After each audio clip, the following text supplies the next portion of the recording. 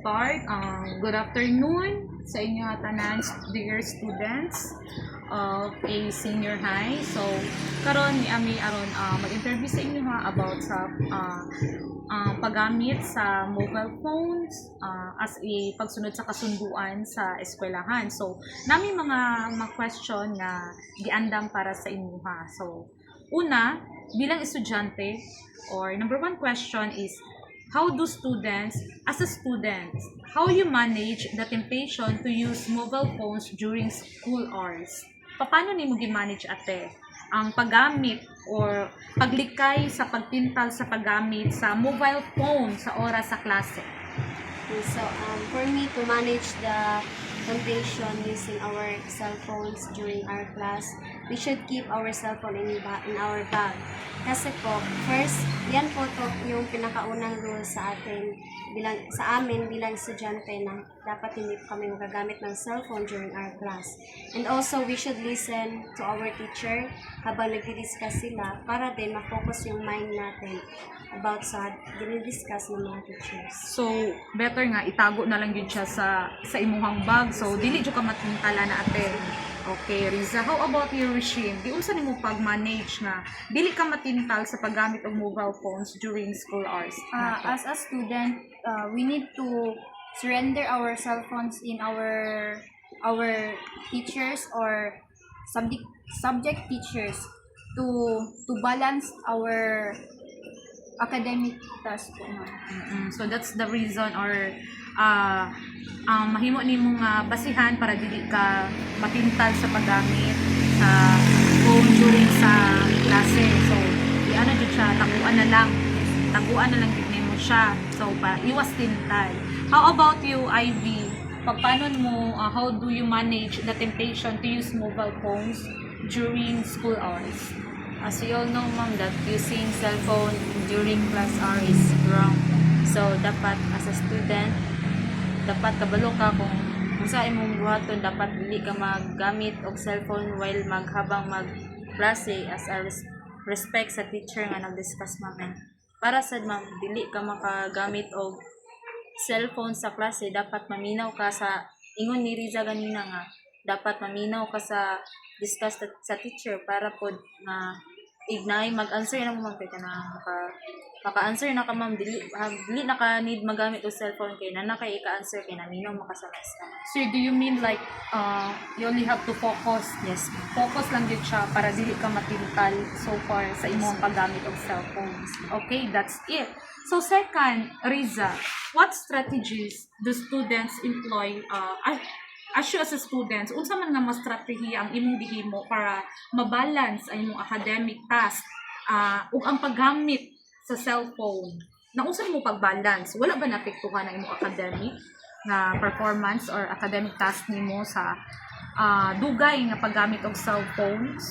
So, all student po din naman is maapektuhan ang academic while using cellphone because may ibang students na hindi sila marunong manage sa kanilang mga oras.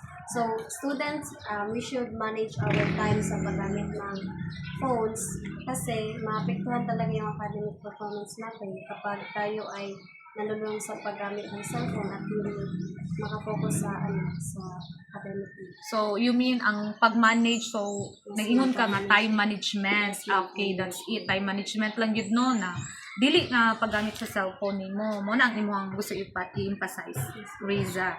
Okay, how about your routine? Di unsa man nimo unsa mga strategiya ang imong gihimo aron mabalanse ang imong akademikong mga buluhaton ug ang paggamit sa imong mobile phone?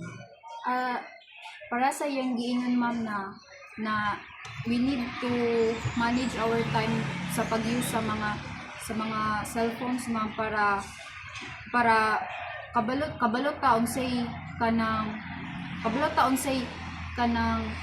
maatuang matubag sa sunod sa pagnaay ka ng mga mga lessons na ikuan sa ato ma'am, ihatag sa tuwa ma'am.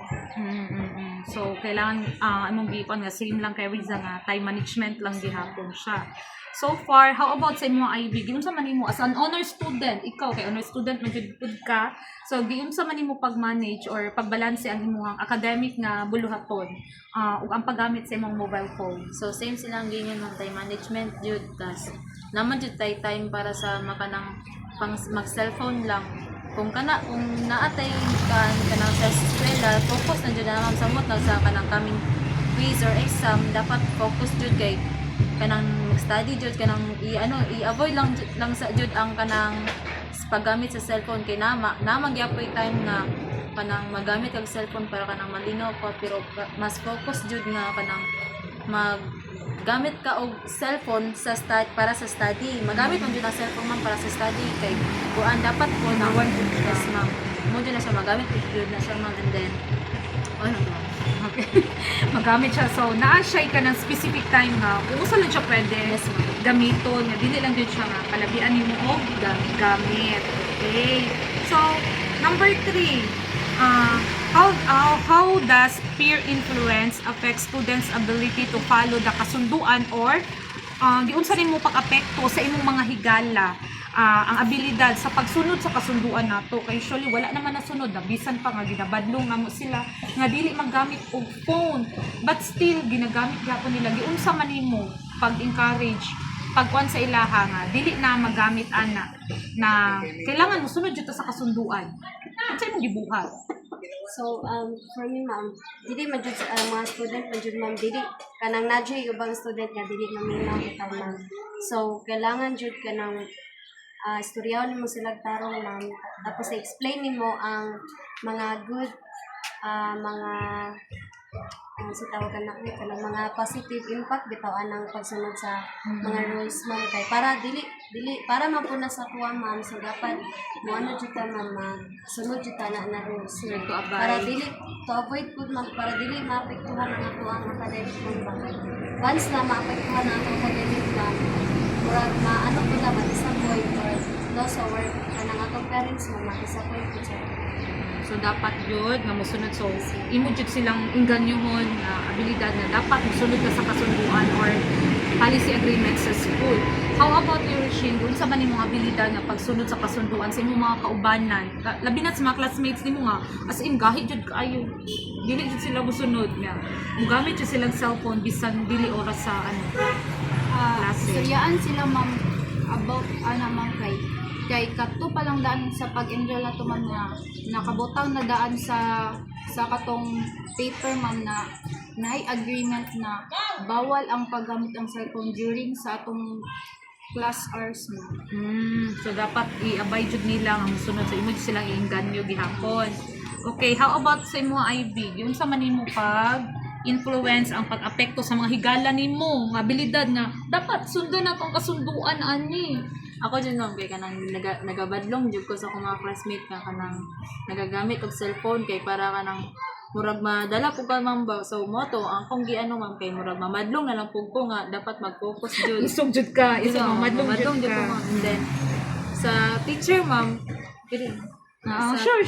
sa teacher ma'am, dapat jud ma'am nga kanang kolektahon nila ang cellphone sa bata Bago bago so, na imong magsugod. ginana nga. So dapat from the start pa lang sa klase kolektahon ang Yes ma'am, phone. ginabuhat pa na mo na tong last year ma'am. O katong first sem, tong exam ma'am, na ginabuhat na muna para iwas siya o ganang cheat or mga inyana ma'am. So better before mag-start mo na imong murag Yes, ma'am. way nga paraan nga para ma-lessen ang nga paggamit Sa cellphone. sa cellphone. Okay, sige. So daghan na kay mo ka ng mga idea ninyo nga nahatag no isip sa paggamit sa phone na dili siya dapat ginagamit sa oras sa klase kay naa jud dapat na specific na dapat ko mo advise sa inyong mga teachers ko. Salamat kayo sa inyong mga idea today na unta masunod na to matagaan na to ni solusyon na kaning problema kay mo nga na so sama sa phone. Okay, daghang kayong salamat sa inyong interview today and God bless nga mahimuan nato ni sulbad sa to ang eskwelahan. Thank you.